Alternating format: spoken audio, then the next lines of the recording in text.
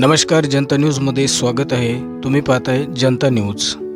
महाराष्ट्र राज्याचे उपमुख्यमंत्री दिवंगत अजितदादा पवार यांचे 28 जानेवारी 2026 रोजी विमान अपघातात दुःखद निधन झाले। त्यामुळे संपूर्ण महाराष्ट्रच दुःखाच्या सागरात बुडाला।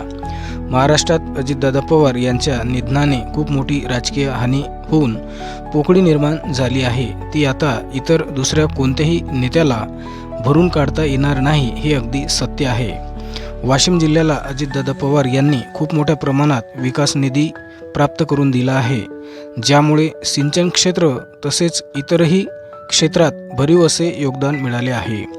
वाशिम जिल्ह्यातील प्रत्येक व्यक्ती हा तो कोणत्याही जाती धर्माचा असो, तो अगदी अजितदादा यांच्या निधनाने हळहळला आहे। वाशिम जिल्ह्यातील मंगरुळपीर सांस्कृतिक भवन येथे सर्व पक्षाच्या वतीने शोकसभा घेऊन दिवंगत अजितदादा पवार यांना आदरांजली देण्यात आली आहे। त्याप्रसंगी अजितदादा पवार यांच्या कार्याला उजाळा सुद्धा देण्यात आला आहे। या शोकसभेला माजी राज्यमंत्री सुभाषराव ठाकरे, नगराध्यक्ष अशोक भाऊ परळीकर, पुरुषोत्तम चितलांगे, चंद्रकांत ठाकरे, आमदार श्याम खोडे, सुनील मालपानी यांची प्रमुख उपस्थिती होती। तर सर्व पक्षाचे इतरही पदाधिकारी व कार्यकर्ते तसेच पत्रकार बांधव यांची मोठ्या प्रमाणात उपस्थिती होती।